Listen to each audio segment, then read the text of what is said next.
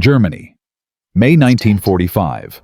In the spring The war of was ending, 1945, but hunger had just begun. hunger became the new In a bombed-out village near the Elbe She River, searched- a young woman named Margaret Fischer knelt in the rubble of what had been her family's bakery, searching for grain between shattered bricks. Her hands trembled not from cold, but from weakness. She weighed 78 pounds. When the American Jeep rolled into the square, dust rising behind it like a curtain, she expected nothing. Liberation meant chaos. Freedom meant starvation. But then a sergeant stepped out, looked at her for a long moment, and said three words that would change everything. "You're mine now." Those three words would echo through 40 years of marriage, 4 children, 12 grandchildren, and a life built from the ashes of total After destruction. months of waiting and This is the oceans story of how a paperwork, single chocolate hope bar finally saved a became life, and how one act of compassion in the middle of humanity's darkest hour created a legacy that would span generations. But to understand how we got here, we need to go back to the spring of 1945 when the world was ending. The spring of 1945 came to Germany without mercy. Fields lay fallow, cities smoldered, and the roads filled with millions of displaced souls moving in all directions at once. Soldiers surrendering, refugees fleeing, survivors searching. The Third Reich, which Hitler had promised would last 1,000 years, had collapsed in 12.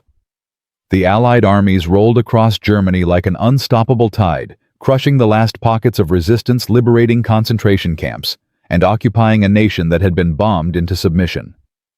In this chaos, hunger became the new enemy, more ruthless than any army. The Nazi food distribution system had collapsed completely. Supply chains were severed. Agricultural workers had been conscripted or killed. Bombing had destroyed mills, bakeries, and warehouses. Cities that once housed millions now held only rubble and ghosts. And in the midst of this devastation, millions of German civilians faced a simple, terrible reality. There was no food. The statistics were staggering. By May 1945, the average German civilian consumed fewer than 1,000 calories per day. In some cities, the number dropped below 800. For context, the human body needs approximately 2,000 calories daily just to maintain basic functions. Anything less means the body begins consuming itself, burning muscle tissue, shutting down non-essential systems, preparing for death. Starvation doesn't happen quickly. It's a slow, methodical process that takes weeks, sometimes months. First comes the constant hunger, the gnawing emptiness that never leaves. Then the weakness, the inability to perform simple tasks. Then the mental fog, confusion, inability to think clearly. Then the physical deterioration. Hair falls out, teeth loosen, skin becomes translucent, the body becomes skeletal. And finally, when there's nothing left to burn, the organs begin to fail. This was the reality facing millions of Germans in the spring of 1945. Liberation by Allied forces didn't mean salvation. It meant watching foreign soldiers with full bellies and abundant supplies walk through streets filled with starving civilians. The irony was not lost on anyone. Margaret Fischer was 23 years old, though she looked 50.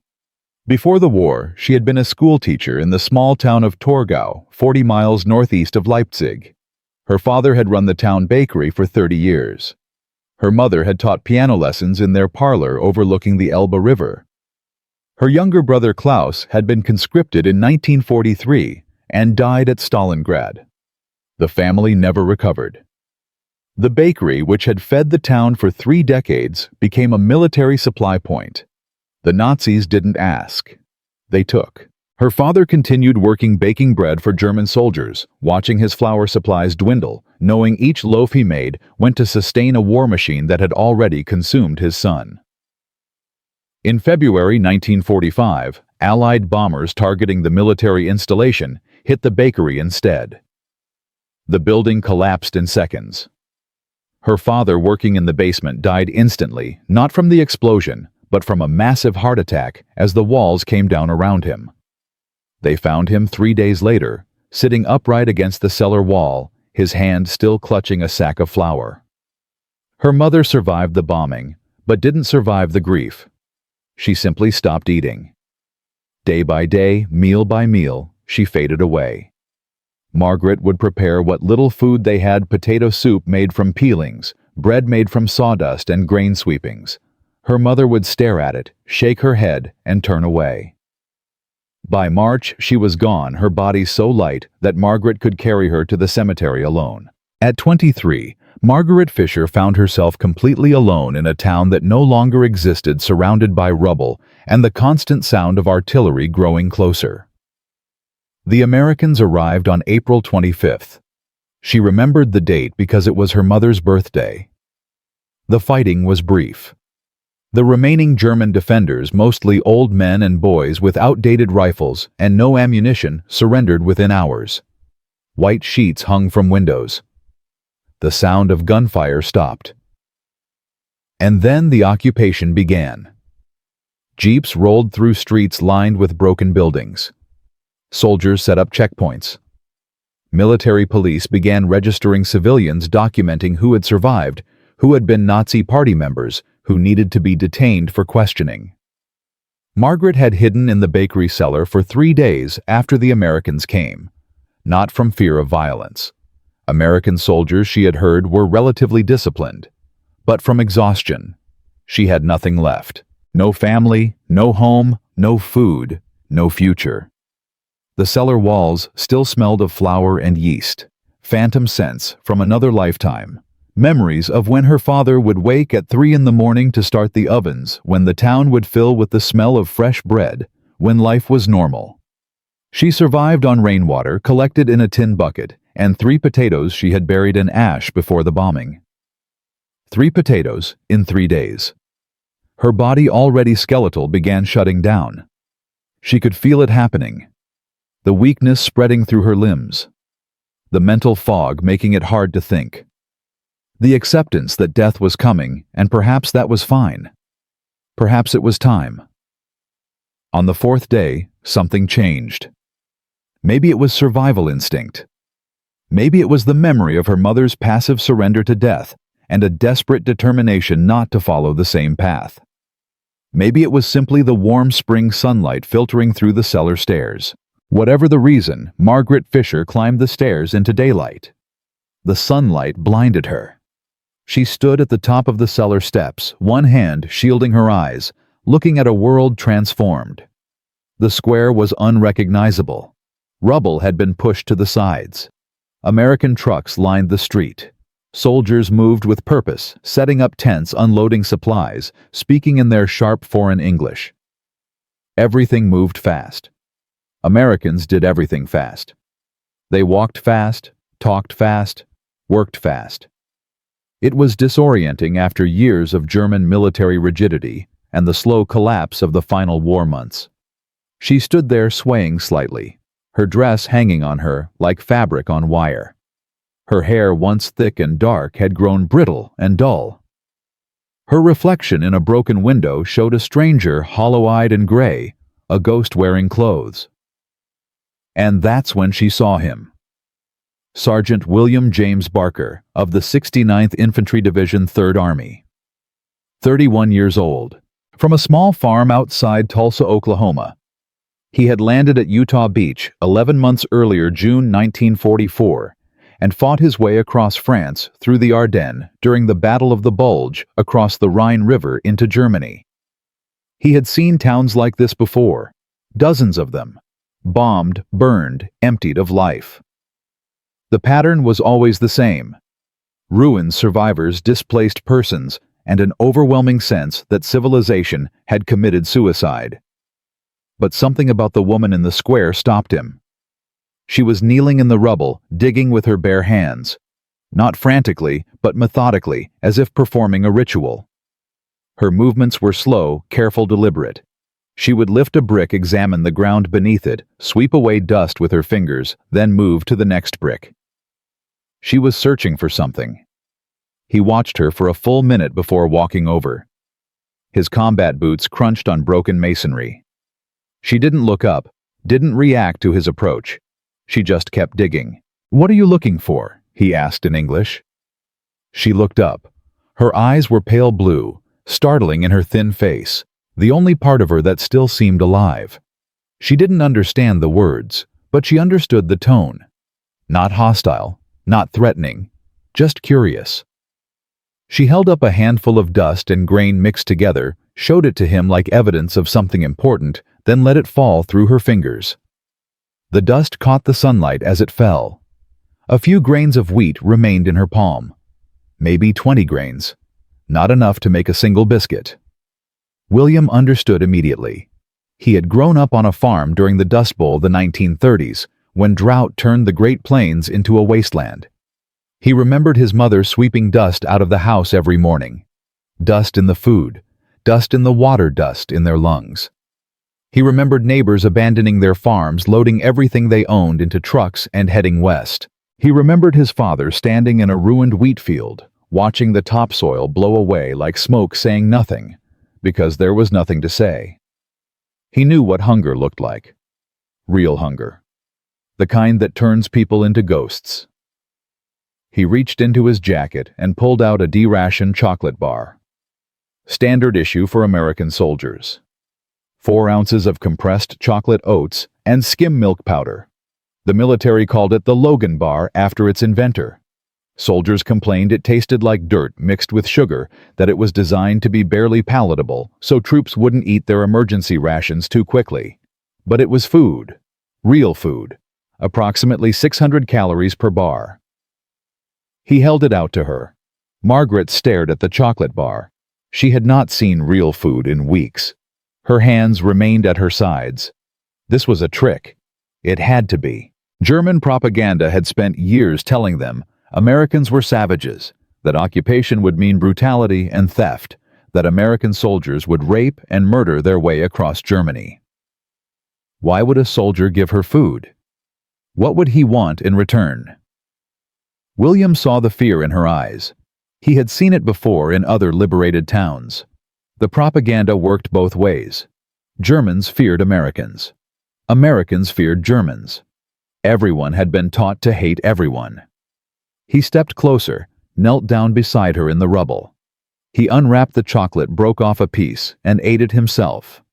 "See," he said. "Safe. Not poisoned. Not a trick. Just food." Then he held out the rest. Her hand moved without conscious thought, reaching for the chocolate before her brain could overthink it. She took the bar. It felt heavy, substantial, real. She brought it to her mouth. The first taste made her eyes close. Sweetness. Richness. Calories. Her body awakened with desperate hunger. Every cell screamed for more. She forced herself to chew slowly, knowing that eating too fast after prolonged starvation could make her sick, but her hands shook so badly she nearly dropped it. The chocolate filled her mouth, coated her tongue, slid down her throat. She could feel her body responding, recognizing nutrition, beginning the long process of recovery. She ate half the bar in silence, while William watched. He had 2 more rations in his pack. He gave her both. Then he stood, said something in English she didn't understand. Something about rest and safety and tomorrow, and walked back to his jeep. She watched him go, still holding the wrapper, not quite believing what had happened. An American soldier had given her food. Not taken anything, not demanded anything, just given her food. The war had trained her to expect cruelty. This act of simple kindness felt revolutionary. That evening, in the temporary mess tent set up near the town square, William told his friend Corporal Daniel Reeves about the woman he had seen. Danny had grown up in Brooklyn, joined the army in 1942, survived Normandy and the Battle of the Bulge. He was cynical about most things, practical about survival, and deeply skeptical about German civilians. "You gave her your rations," Danny said. "It wasn't a question. She was starving," William said simply. "They're all starving," Danny replied. "You can't feed the whole country. We killed their soldiers, we bombed their cities, and now they're hungry. That's what happens when you start a war and lose." "I know," William said, but he couldn't stop thinking about her. Something in her eyes. Not just hunger, dignity. She had been someone before the war destroyed her. He could see it in the way she moved, careful and deliberate, even in desperation. The way she had knelt in that rubble, searching for grain, like an archaeologist, searching for artifacts, refusing to give up even when there was nothing left to find. Danny looked at him for a long moment. "You're going to go back tomorrow, aren't you?" "Yes," William said. "I am." Danny shook his head, but didn't argue. He had learned during the war that some men could witness suffering and move on, and some men couldn't. William was the second type. It would probably get him killed someday, but it also made him the kind of person Danny trusted with his life. The next morning, William went back to the square. She was there again in the same spot, digging in the same rubble. The image hit him like a punch. She hadn't given up. After everything, after losing everything, she was still trying to find food, still fighting to survive. He brought more rations. This time she didn't hesitate. She took them and ate while he watched. Her hands still shook, but less than yesterday. Color was returning to her face, just barely, like the first hint of dawn. He tried to speak to her in slow English, using simple words, but she only shook her head. The language barrier was complete. He needed a translator. He found one by asking around the military police checkpoints. An older German man named Herr Schmidt, who spoke broken but functional English. Schmidt had been a professor before the war teaching literature at Leipzig University, until the Nazis purged the faculty of anyone who wasn't enthusiastic enough about the Reich. He had survived by keeping his head down, teaching approved curriculum, never speaking against the regime. Now in occupation, his language skills made him valuable. Through Schmidt, William learned her name. Margaret Fischer, 23 years old, former schoolteacher, family dead, alone. Schmidt explained the situation with the tired efficiency of someone who had explained it 100 times before. Thousands of German civilians had no food, no shelter, no means of survival. The occupation forces provided basic rations at distribution centers, but supplies were limited and chaos reigned. Documentation was required. Registration forms. Proof of identity. For someone like Margaret, whose house had been destroyed, whose papers had been lost, whose family was dead, navigating the bureaucracy was nearly impossible. People fell through the cracks. Margaret was one of them.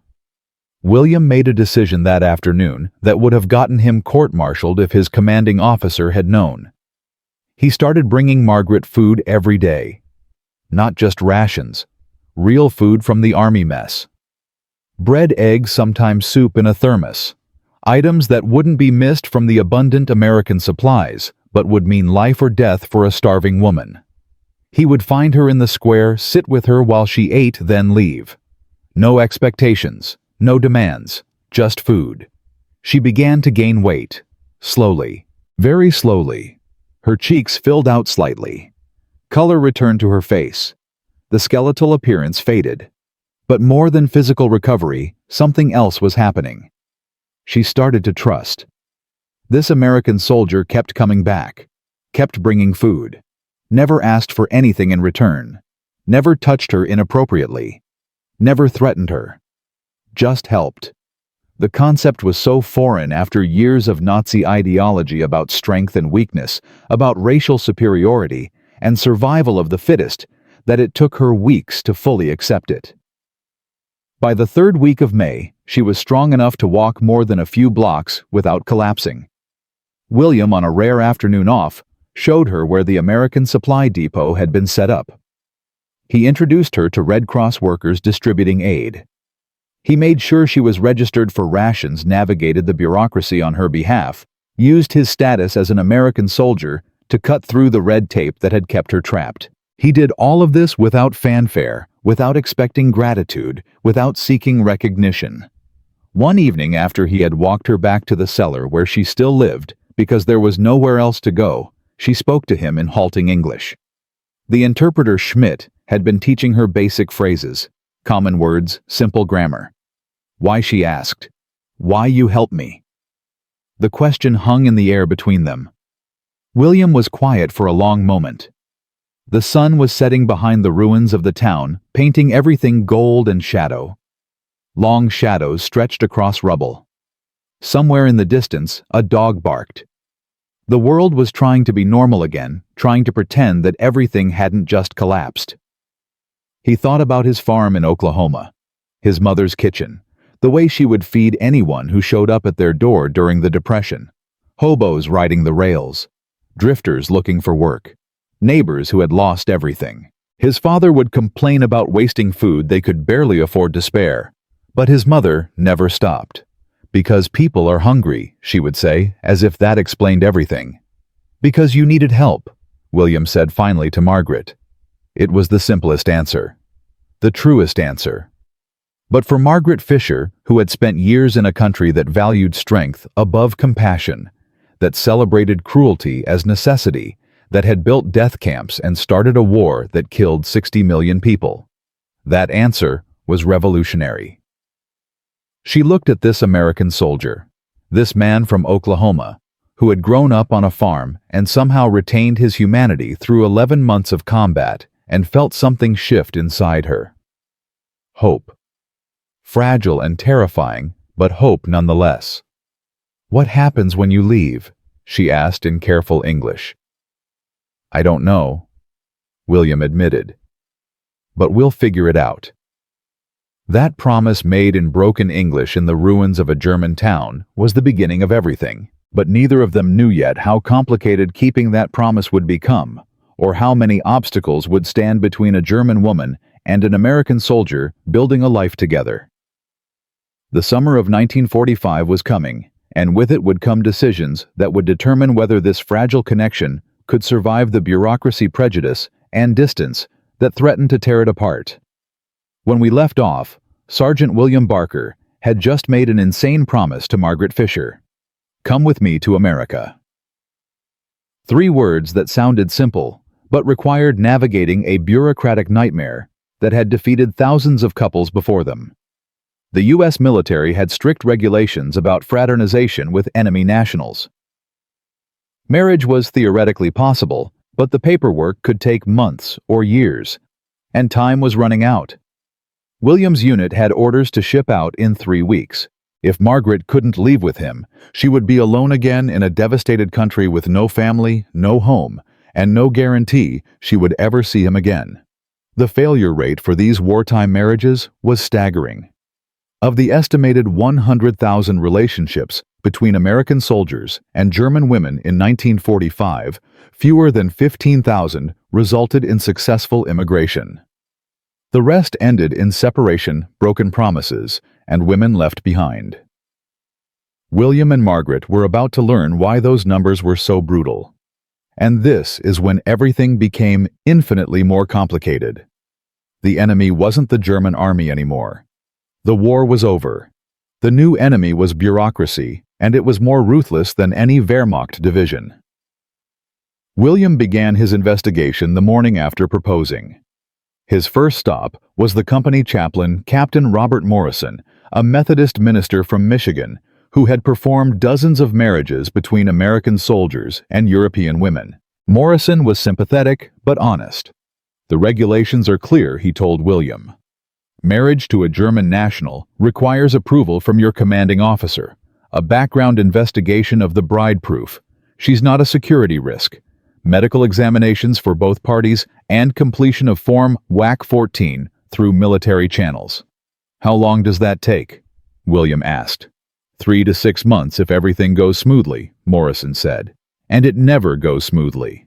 William felt his stomach drop. 3 months minimum. His unit was shipping out in 3 weeks. "What if I marry her before we leave?" William asked. "Can she come with me then?" Morrison shook his head. "Marriage doesn't automatically grant immigration rights. She would still need a visa, still need approval from the State Department, still need to wait in Germany until all the paperwork cleared." "You're talking about leaving your wife behind in a war zone, son." William left the chaplain's office feeling defeated, but he wasn't the type to give up. He spent the next 2 days talking to everyone who might have answers. The Red Cross liaison, the military police administrator, the civil affairs officer responsible for displaced persons. Every conversation ended the same way. Possible but difficult. Complex but not impossible. legal but time-consuming. The regulations existed because the military didn't want soldiers making impulsive decisions, marrying women out of loneliness or lust, then abandoning them when reality set in. The vetting process was designed to protect both parties. But for William and Margaret, who had genuine feelings and limited time, the regulations felt like prison walls. On his third day of investigation, William found an unexpected ally. Major Thomas Henderson, executive officer of the 69th Infantry Division, 42 years old, career Army veteran of World War I. Henderson had a reputation for being a hard-ass about regulations, the kind of officer who would write you up for a crooked tie. William expected rejection. Instead, Henderson listened to his story, asked pointed questions about Margaret's background, then did something surprising. He picked up the phone and made 3 calls. By the end of the day, William had approval to begin the marriage process, an expedited investigation of Margaret Fischer, and a meeting scheduled with the Judge Advocate General's office to discuss visa options. "Why are you helping me?" William asked. Henderson looked at him with tired eyes that had seen too much war. "Because I was stationed in Germany after the First War," he said. "I saw what happened to the women left behind. Starvation, prostitution, suicide. If you're serious about this girl, if you're actually going to take care of her, then I'd rather help you do it right than watch another woman get abandoned. But understand this, Sergeant. If you marry her and leave her behind, if you make promises you don't keep, I will personally ensure you regret it. Is that clear?" "Crystal clear," Sir William said. Henderson leaned back in his chair. "Then let's figure out how to get your girl to Oklahoma." The background investigation began immediately. Margaret was questioned by military intelligence officers. Where was she during the war? What did her father do? Was anyone in her family a Nazi party member? Did she have any connection to war crimes? The questions were invasive, humiliating, necessary. Germany had committed atrocities. The occupation forces couldn't simply let anyone emigrate without vetting. Margaret answered everything honestly. Her father had paid Nazi party dues because every business owner had to. He had attended mandatory meetings, but he had never been enthusiastic, never worn the uniform, never reported anyone to the Gestapo. He had been a baker who wanted to feed his town and survive. The investigators checked her story against records salvaged from bombed municipal buildings. They interviewed neighbors who had survived. They verified her teaching credentials, confirmed her family's deaths, documented that she had no criminal record and no association with war crimes. The process took 6 days. 6 agonizing days while William's departure date crept closer. On June 18th, the report came back. Margaret Fischer. No security risk. Approved for marriage to U.S. military personnel. William felt relief flood through him. One obstacle down. But the visa process remained. That was controlled by the State Department, not the military, and it moved at the speed of continental drift. Major Henderson called in another favor. He contacted a State Department liaison officer attached to SHAEF Supreme Headquarters Allied Expeditionary Force. The liaison explained the situation bluntly. Visa processing for German nationals typically takes 4 to 6 months. There are quotas. There are waiting lists. There are thousands of applications ahead of yours. Unless she has a sponsor in the United States, unless there's documented proof of marriage, unless there's clear evidence she won't become a public burden, she waits, like everyone else. "How do we make her not like everyone else?" Henderson asked. The liaison was quiet for a moment. "Marry her now," he said. "Get the marriage certificate. That moves her up the priority list. Then have Sergeant Barker's family in the United States sign an affidavit of support guaranteeing they'll provide for her financially. That shows she won't need public assistance. File everything simultaneously. Military marriage certificate, visa application, affidavit of support, medical clearance. If everything is perfect, if nothing gets lost, if no one makes a mistake, she might get approved in 2 to 3 months. Might." William sent a telegram to his parents in Oklahoma that night. "Need urgent favor. Please sign affidavit promising to support my future wife Margaret. We'll explain everything later. Trust me. The response came back 36 hours later. Signed papers in mail. Your mother says bring her home. We'll figure out the rest. William felt something loosen in his chest. His parents, who had never met Margaret, who barely understood what was happening, trusted him enough to sign legal documents promising to support a German woman they had never seen. Family meant something in Oklahoma. It meant you backed each other up even when you didn't fully understand. The wedding was arranged for June 27th, exactly 1 week before William's unit shipped out. Chaplain Morrison agreed to perform the ceremony in a small church on the outskirts of Torgau, one of the few buildings that hadn't been bombed. Margaret had nothing. No wedding dress, no family, no celebration. The Red Cross volunteers scrounged together a simple white dress, slightly too large, held together with safety pins. Herr Schmidt, the interpreter who had facilitated their first conversation, agreed to be a witness. Corporal Danny Reeves, William's friend, stood as best man. The ceremony was brief. Morrison spoke in English, then German, then English again. Do you, William James Barker, take this woman to be your lawfully wedded wife in sickness and health, for richer or poorer, till death do you part? I do. Do you? Margaret Fischer, take this man to be your lawfully wedded husband in sickness and health, for richer or poorer, till death do you part? I do. By the power vested in me by the United States Army and the state of Michigan, I now pronounce you husband and wife. You may kiss the bride. William kissed her gently, carefully, like she might break. When they pulled apart, Margaret was crying. Not from sadness. From relief. From disbelief. From the impossibility of this moment existing. 2 months ago, she had been dying in rubble. Now, she was married to an American soldier who promised to take her to Oklahoma. After the ceremony, William took both of Margaret's hands in his. His face was serious, intense, protective. You're mine now, he said in English. Herr Schmidt translated, Du gehörst jetzt zu mir. You belong to me now. In German, the phrase carried different weight. Not possession. Protection. You are my family. You are my responsibility. I will take care of you. Margaret understood perfectly. She squeezed his hands. And you are mine, she said in careful English. We belong to each other. The paperwork began immediately. Margaret was now officially Mrs. Margaret Barker, spouse of a U.S. serviceman. That status changed everything. She received temporary identification papers. A visa application was submitted with priority processing. The marriage certificate. The affidavit of support from William's parents, medical clearances, showing she was free of tuberculosis and venereal disease.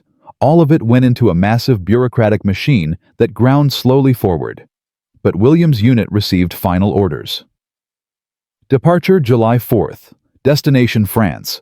Then eventual redeployment to either occupation duty in Japan or demobilization back to the United States.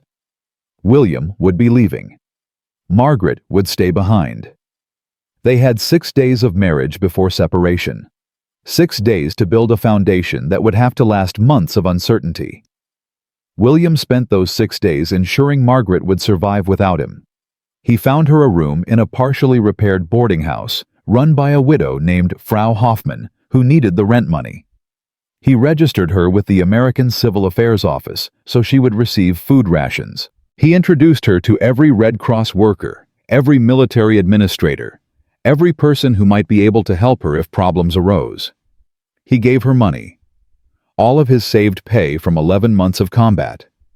$340 in military script, enough to live on for months if she was careful. He wrote out detailed instructions in both English and German.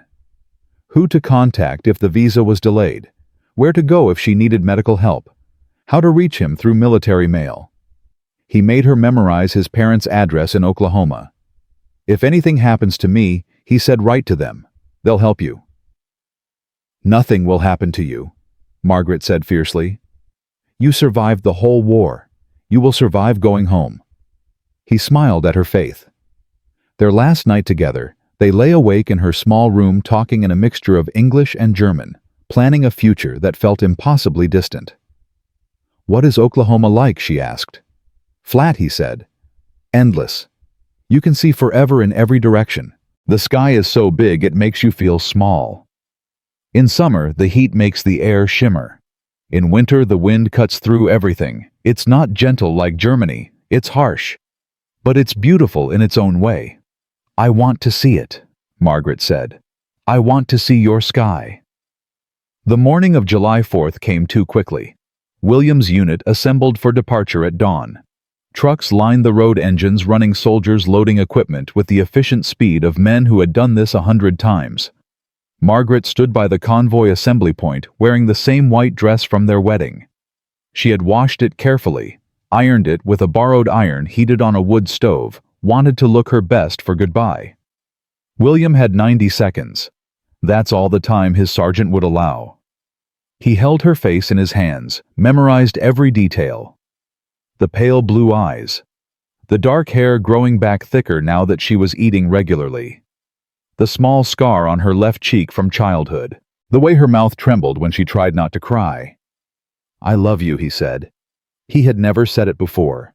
The words felt enormous, dangerous true. "I love you too," she said in English. The pronunciation was perfect. She had practiced. Then he was in the truck. The convoy was moving. Dust rose. Engines roared. Margaret stood on the road, one hand raised, watching him disappear into dust and distance. She stood there long after the convoy was gone. Long after the dust settled.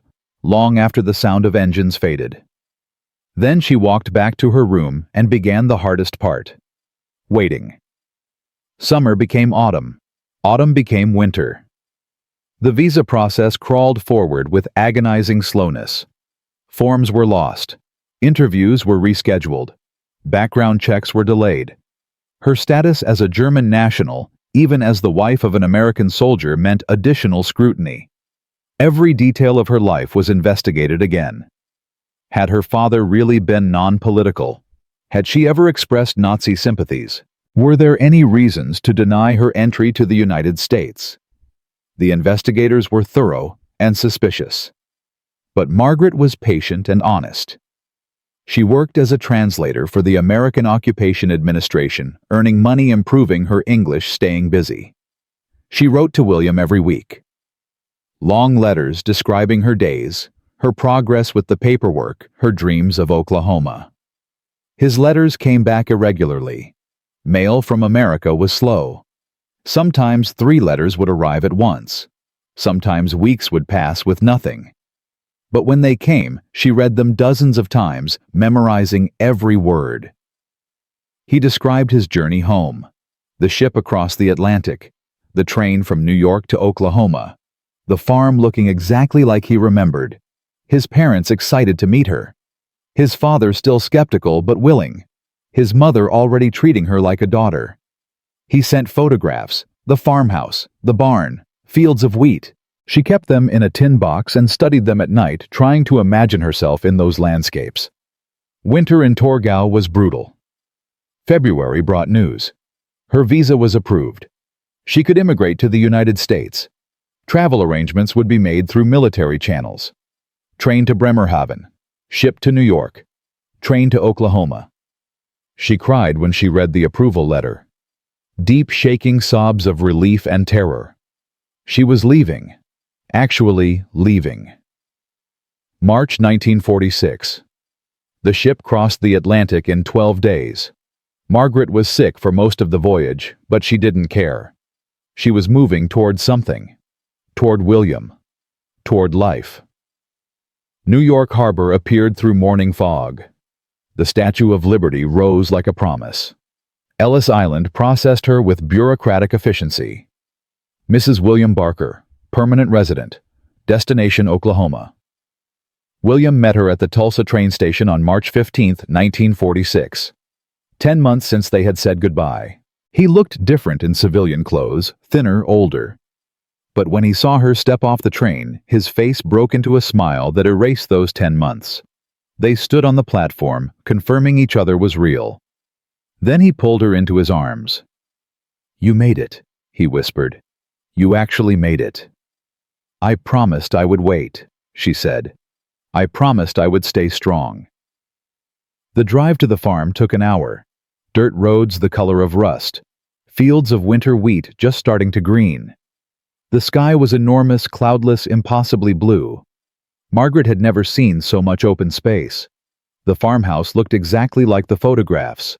But photographs couldn't capture the scale, the endless horizon, the way the wind moved through wheat like waves on an ocean. Sarah Barker Williams' mother was waiting on the porch. She looked at Margaret with a farmer's wife's practical assessment, then smiled. "Welcome home," she said. "Home." The word felt foreign and perfect. But Margaret's journey was just beginning. The paperwork was complete. The marriage was legal. She was in America. But being accepted as an American building a life in a country that had just finished fighting Germany, navigating the suspicion and prejudice that would follow her for years, that was the real battle. And in Part 3, we'll see how a German war bride survived small-town Oklahoma, how she transformed from enemy alien to beloved neighbor, and how one chocolate bar in 1945 created a family legacy that would span 4 generations and 80 years. The war was over. But the hard part was just beginning. We've followed William and Margaret from a chance meeting in rubble to a desperate marriage against bureaucratic odds. William gave her chocolate and saved her life. The U.S. military gave them paperwork and nearly broke them apart. But they survived. Margaret made it to America. She stood on Oklahoma soil as Mrs. William Barker, legal resident war bride survivor. But arrival wasn't acceptance. The paperwork said she belonged. The neighbors disagreed. And now the real battle began. Not against German soldiers or military regulations, but against something far more difficult to defeat. Prejudice. Suspicion. The lingering hatred of a town that had sent its sons to die fighting Germany. Margaret was about to learn that crossing an ocean was easy compared to crossing the divide between enemy and family. This wasn't about survival anymore. This was about becoming American. And the people of rural Oklahoma weren't going to make it easy. The first confrontation came within a week of her arrival. William took Margaret into town to buy supplies at the general store. Claymore's Feed and Supply had served the community for 40 years. Everyone shopped there.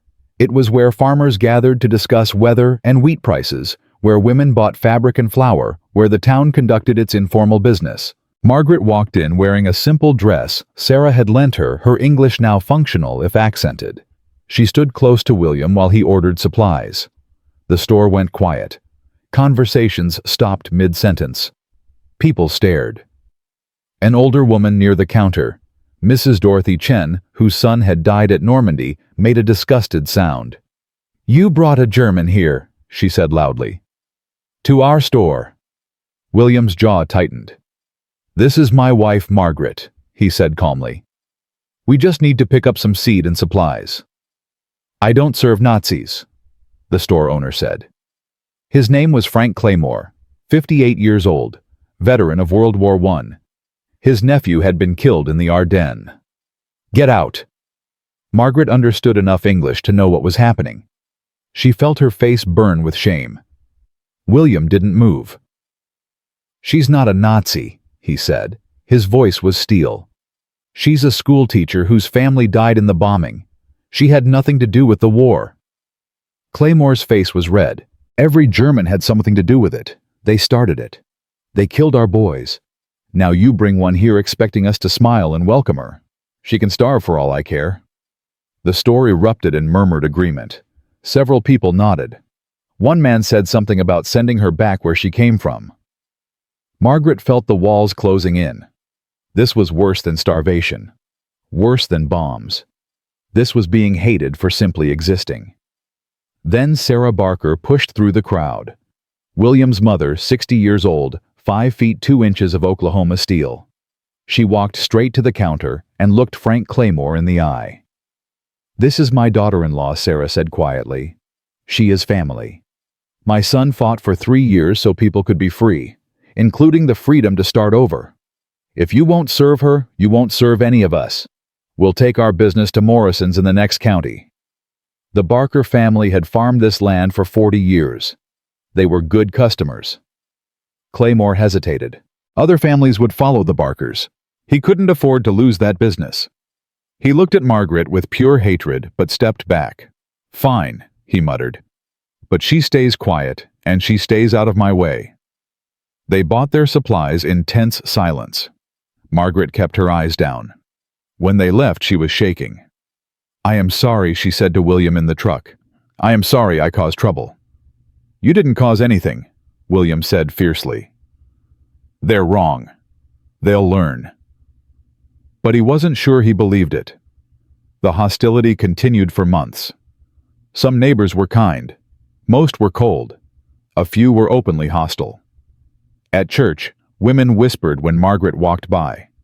At community gatherings, conversations stopped when she approached. Children were taught to avoid her.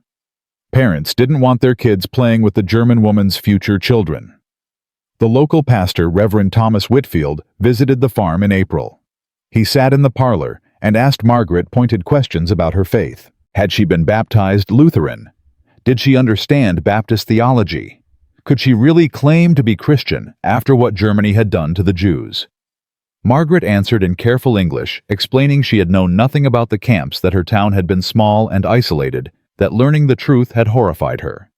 Whitfield listened with skepticism. He didn't say she couldn't attend church, but he made clear she wasn't fully welcome. The message was obvious. Prove yourself, every single day, forever. Margaret threw herself into becoming invisible. She learned to cook American food by watching Sarah. Fried chicken, biscuits and gravy, cornbread, pecan pie. She practiced her English for hours, eliminating her accent as much as possible. She volunteered for every church committee that would have her, even the ones that made her uncomfortable. She attended every community event, smiled at everyone, never complained, never pushed back. She was trying to erase herself and rebuild as someone acceptable. William watched it happen and hated it. "You don't have to change who you are," he told her one night. "Yes, I do," she said simply. "If I want to survive here, I must become American. Not German American, just American." But summer brought a crisis that forced the town to see her differently. In June 1946, a polio outbreak hit the county. Polio, the disease that terrified parents more than anything else. It struck children seemingly at random, causing paralysis, death, lifelong disability. There was no cure, no vaccine, only isolation and prayer. The outbreak started in the town school. 3 children fell ill within a week, then 5 more, then 10. The school closed. Parents panicked. The county health department sent a nurse, but she was overwhelmed. She needed help, trained help. Someone who could assist with examinations, keep records, help enforce quarantine procedures. Margaret had been a teacher. She understood children. She spoke some German, which meant she could read medical texts in German that described polio treatment protocols developed in Europe. Most importantly, she volunteered when everyone else was afraid. The nurse, Helen Rodriguez, 34 years old, practical and exhausted, didn't care where Margaret came from. She needed hands. German hands were better than no hands. For 6 weeks, Margaret worked 16-hour days. She helped examine children. She taught parents how to recognize symptoms early. She kept meticulous records tracking the outbreak's spread. She assisted with the iron lungs when 3 children needed mechanical breathing assistance. She did the work that needed doing while the town that had shunned her watched. 11 children died. It was devastating. But the outbreak was contained.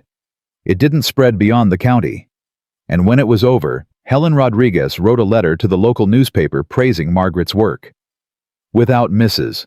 Barker's assistance," she wrote, "we would have lost far more children." She worked tirelessly, asking nothing in return, demonstrating the kind of courage and compassion this community values. The letter changed something. Not everything, but something. Mrs. Dorothy Chen, whose son had died at Normandy, approached Margaret after church one Sunday. "My granddaughter was one of the children you helped," she said stiffly. "She lived because of you." "Thank you." Margaret felt tears sting her eyes. "You are welcome," she said. "I am glad she is well." It wasn't friendship, but it was acknowledgement. Margaret existed as more than just the enemy. The real turning point came in February 1947. Margaret was pregnant. The news transformed the family dynamics in ways paperwork never could. James Barker Williams' father, who had remained reserved and distant, suddenly became attentive. A grandchild was coming. German or not, this was his blood. The pregnancy was difficult. Margaret suffered terrible morning sickness for months. The Oklahoma heat in July and August was brutal, far worse than anything she had experienced in Germany. She spent weeks barely able to eat, losing weight instead of gaining it, worrying constantly that something was wrong with the baby. Sarah stayed with her every day, taught her about American pregnancy customs, took her to a doctor in Tulsa when the local doctor refused to see a German woman, held her hand during the worst days, and told her stories about her own pregnancies to distract her from the fear. The baby was due in late February. But February brought an ice storm. Oklahoma ice storms are legendary. Freezing rain coats everything in inches of ice. Roads become impassable. Power lines snap. The world becomes a dangerous frozen prison. Margaret went into labor on February 12th at 2 in the morning. William tried to drive to town to get the doctor. The truck slid off the road within half a mile. The roads were sheet ice. No one could get in or out. Sarah took charge. She had delivered calves, foals, piglets. She had assisted at neighbors' home births before hospitals were common. She knew what to do. The labor lasted 14 hours. Margaret screamed in German, reverting to her native language under stress. Sarah talked her through each contraction in calm English. A bizarre bilingual conversation happening in a freezing farmhouse, with no doctor, no hospital, no backup plan. William paced in the kitchen, useless and terrified. Finally, at 4:15 in the afternoon, James Friedrich Barker was born. Small, red, perfect, screaming with healthy lungs. Sarah cleaned him, wrapped him in blankets, handed him to Margaret. "You did it," Sarah said. "He's beautiful." William came into the room, saw his son, and started crying. He had survived 11 months of combat without crying once. But seeing his son born in the same farmhouse where he had been born broke something open. James Barker. William's father held his grandson that evening and cried too.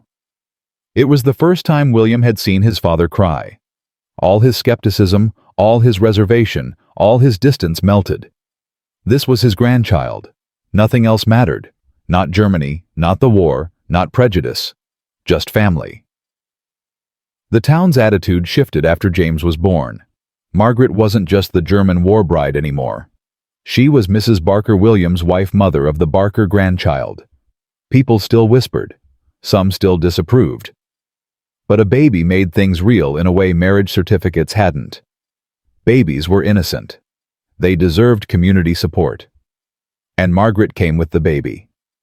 By spring 1947, Margaret had been in Oklahoma for a year. She could speak English fluently with only a slight accent that people found charming rather than threatening. She knew everyone's names, their families, their stories.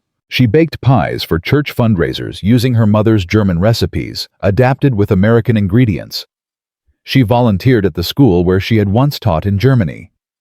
She was building a life brick by brick, smile by smile, pie by pie. 3 more children followed. Elizabeth in 1949, Thomas in 1952, Sarah in 1955, named after William's mother. The farmhouse filled with noise and life. Margaret taught her children German, but they spoke English. They were American completely. She made sure of that. They would never face the suspicion she had faced. They would never be foreign. William expanded the farm steadily, bought adjacent land when neighbors retired, invested in new equipment. The post-war economy boomed. Wheat prices were good. The farm prospered. They added indoor plumbing, bought a television, got a telephone. Modernity arrived in installments. By 1955, 10 years after the war, Margaret had become simply Mrs. Barker. The German part faded into background. She was the woman who helped during the polio outbreak, the mother of 4 children, the wife of a respected farmer, the woman who made excellent apple strudel and volunteered at every school event. She belonged. But she never forgot the journey. On quiet evenings, she would sit on the porch and remember Torgau, the square where she had knelt in rubble, her parents, her brother who died at Stalingrad, the girl she had been starving and alone, and the American soldier who had given her chocolate and with it a future. In 1955, they received a letter from Germany, from Herr Schmidt, the interpreter who had witnessed their wedding. Torgau had been rebuilt. The bakery was gone, replaced by concrete apartment blocks. The town looked nothing like Margaret remembered. He enclosed photographs. Margaret looked at them for a long time. Everything had changed. Everyone she had known was dead or scattered. The past was truly gone. That evening, she placed the photographs in the tin box where she kept William's letters from 1945. The ones that had sustained her through the waiting. The ones that had promised her a future. William found her holding the box. "You never talk about it much," he said. "The war. What happened to you?" "What is there to say?" she asked. "It happened. It's over." "But it's not over for you," he said. "Not really." She was quiet for a long time. "No," she said finally. "It will never be over. But I have learned to carry it." She told her children edited versions. When James asked why she had an accent, she said she came from Germany. When Elizabeth asked if she had been in the war, she said yes, but not the way soldiers were. When Thomas asked if she had been scared, she said yes always, but she never told them the full story. Never described the hunger, the collapse, the moment when an American soldier had offered her chocolate and without knowing it, offered her survival. Some stories were too heavy to pass down. The town that had rejected her eventually embraced her. By the time she died in 2005 at 83, she was beloved. Her obituary didn't mention she was German. It didn't mention the war. It didn't mention that she had once been starving in rubble. But her children knew. Her grandchildren knew. And at her funeral, they told the story. Not the whole story, not the darkest parts, but the essential truth. She had been lost. He had found her. Together, they built a life that mattered. But what happened to William the sergeant who started it all with a chocolate bar? What became of the man who saw a starving woman and chose compassion over indifference? In Part 4, we'll discover the final chapter of their story, the legacy that stretched across 4 generations, and the lesson that still resonates 80 years later. The battle for belonging was won. But the story isn't over yet. We've traveled through an impossible journey, from rubble in a bombed German town to wheat fields in Oklahoma, from a starving woman weighing 78 pounds to a mother of 4 building a life in a foreign country, from an American sergeant with a chocolate bar to a husband who fought bureaucracy harder than he ever fought the Wehrmacht. William and Margaret survived the war, survived the paperwork, survived the prejudice. They built a family. They built a farm. They built a life that seemed on the surface ordinary. But what happened next? What became of the man who chose compassion when the world chose cruelty? What legacy did a single act of kindness leave behind? This final chapter has a twist. Nobody expected. Because success doesn't always look like victory, and sometimes the most important battles are the ones nobody remembers. Because what William and Margaret created together went far beyond one marriage, one family, one farm. It became something that would echo through 80 years and 4 generations, teaching lessons about humanity that the world desperately needed to learn. William Barker lived a quiet life after the war. No medals for giving away chocolate. No commendations for marrying a German woman. No recognition for fighting bureaucracy to bring his wife home. He returned to Oklahoma, took over the family farm, and spent 44 years growing wheat and raising children. The Army discharged him in August 1945 with an honorable service record, a combat infantryman badge, and a Bronze Star he never talked about. He had landed at Utah Beach, fought through France, survived the Battle of the Bulge, crossed the Rhine into Germany. He had done his duty. That was all he ever said about it. His children knew fragments, that he had been a sergeant, that he had fought in Europe, that he had seen terrible things he wouldn't describe. But he never spoke about combat, never told war stories at community gatherings, never joined the Veterans of Foreign Wars post in town. The war was over. He had survived. He wanted to forget. What he did talk about occasionally was meeting their mother, how she had been kneeling in rubble searching for grain, how she had been so thin he could see her bones through her dress, how giving her that chocolate bar had felt like the most important thing he had done in 11 months of war. More important than any battle. More important than any medal. Because it had saved one specific person he could see and touch and love. The farm prospered under his management. He was a good farmer, patient, and methodical. He invested in new equipment slowly, never overextending, never taking unnecessary risks. By the 1960s, the Barker farm was one of the most productive in the county. They weren't wealthy, but they were comfortable. They sent all 4 children to college. James became an engineer. Elizabeth became a teacher like her mother. Thomas took over the farm. Sarah became a nurse. All 4 married. All 4 had children. The family grew. But William's health declined in his 60s. The war had left invisible scars. He had breathed too much smoke, carried too much weight, seen too much death. Heart problems developed. The doctor said he had maybe 5 years. He had 11. He died in 1989 at 75 years old. Heart failure quick and relatively painless. He died on the farm where he had been born, in the same bedroom looking out at wheat fields under an Oklahoma sky. Margaret was with him at the end. So were their children.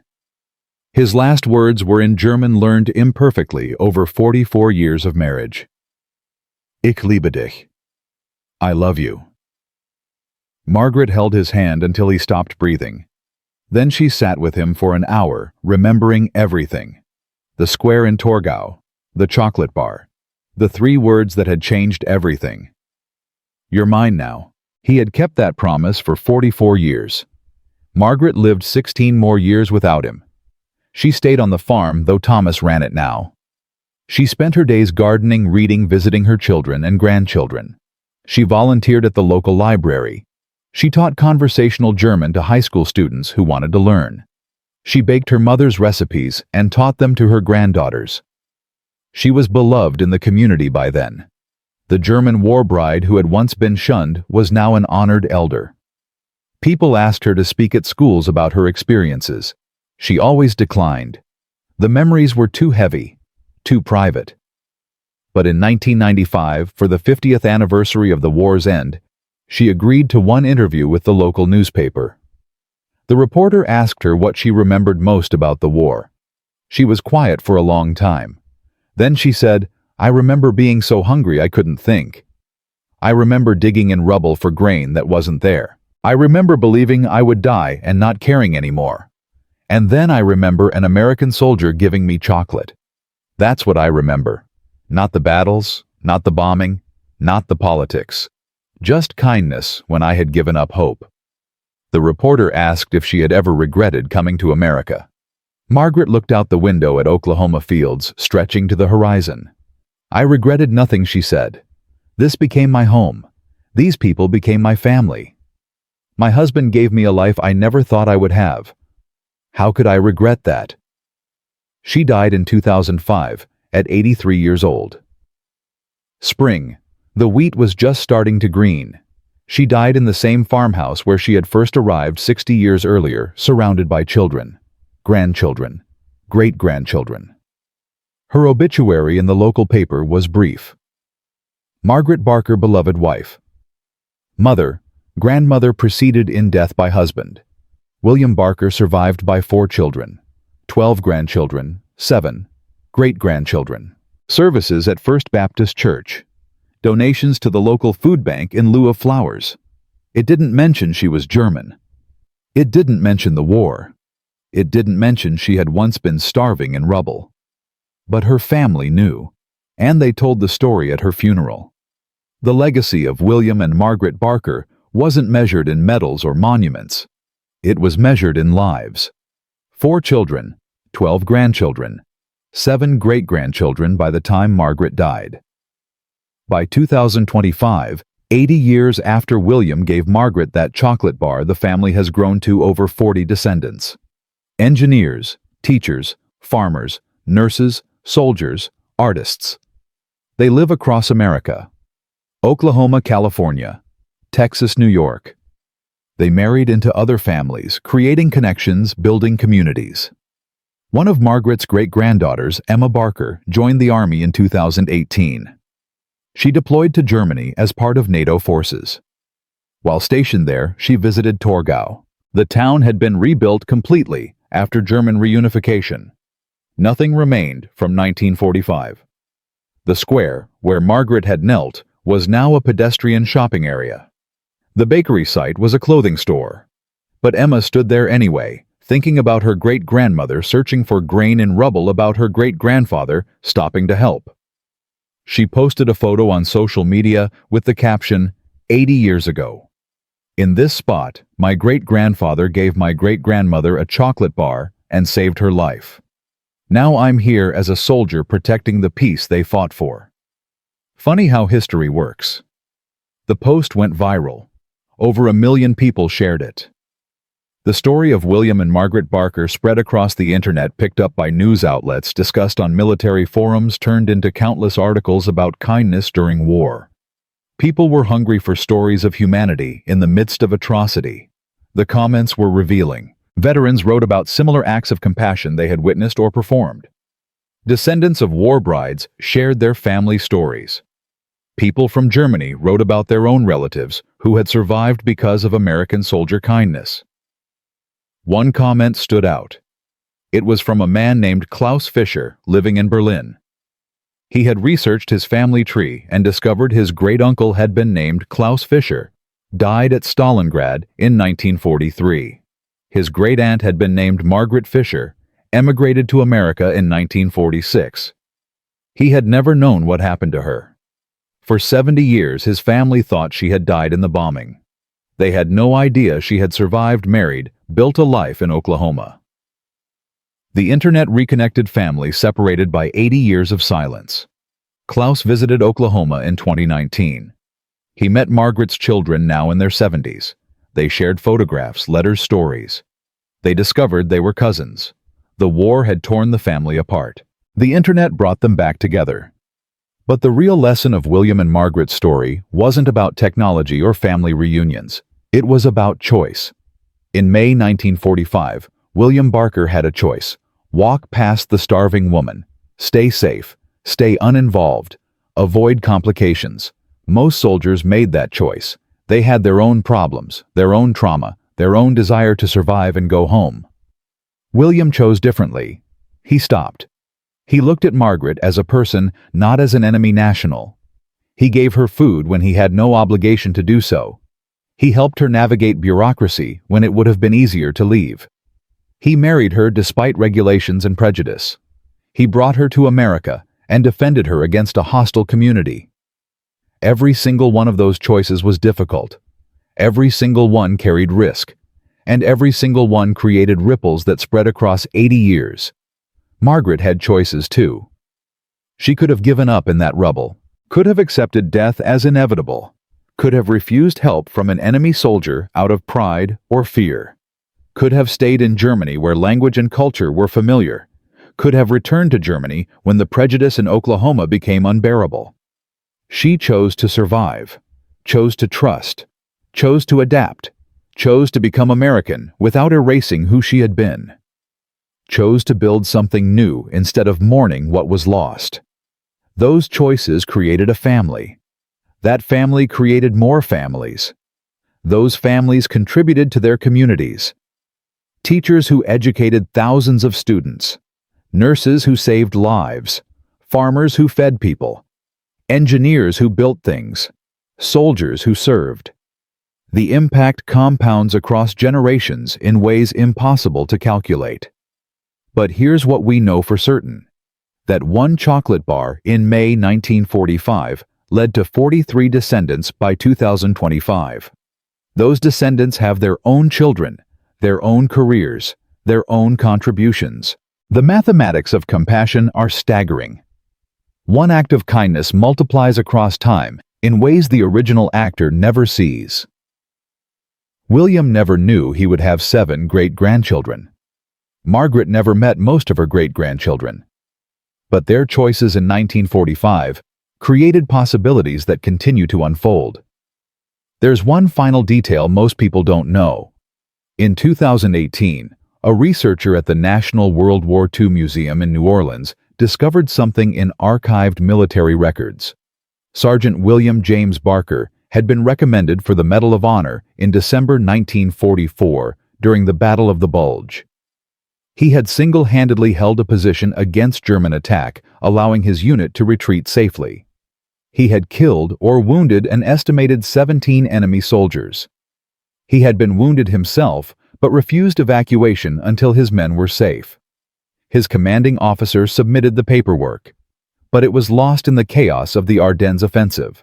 By the time records were reconstructed, William had been discharged and returned to civilian life. The recommendation was filed away, forgotten. When the researcher discovered this, he contacted the Barker family.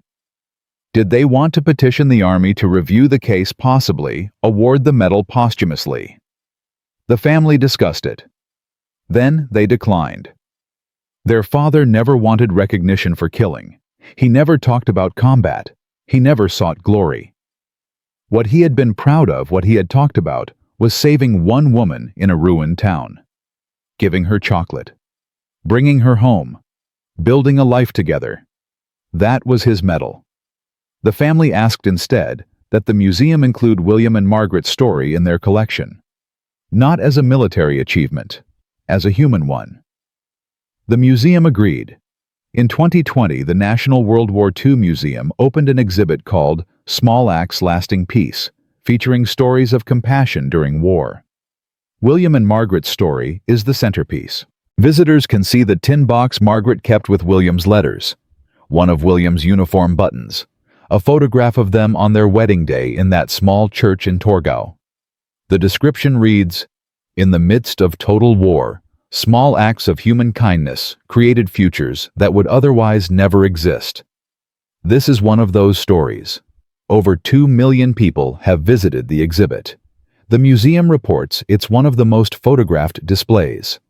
People stand in front of it crying. Veterans bring their grandchildren and tell them this is what service really means. Not just fighting, protecting, helping, building peace. From a farm boy with a chocolate bar to a legacy that spans 80 years and touches millions. William Barker proved that the most important battles aren't always fought with weapons. Margaret Fischer proved that survival requires not just strength, but the courage to trust, to change, to start over. Together, they demonstrated something the world needed desperately in 1945, and still needs today. That enemies can become family. That compassion is stronger than hatred. That one person choosing kindness can create ripples that spread across generations. 43 descendants and counting. Thousands of students taught. Hundreds of lives saved by nurses and doctors in the family. Communities strengthened by farmers and engineers. And all of it traced back to one moment in May 1945 when a sergeant stopped his jeep, looked at a starving woman, and made a choice. The chocolate bar cost him nothing. The choice cost him everything. And it was worth it. Because when the bombs stop falling and the soldiers go home, what remains is not the destruction, but what we build afterward. The families we create, the compassion we show, the futures we make possible through simple human decency. That's the real victory. That's what wins wars that soldiers can never finish. William and Margaret understood that. They lived it. And 80 years later, their story still teaches us the most important lesson of any war. That peace isn't just the absence of fighting. It's the presence of people choosing to see humanity in each other even when everything tells them not to, especially then. That's the legacy of a chocolate bar. That's the power of choosing compassion over cruelty. And that's why this story among millions from World War II deserves to be remembered.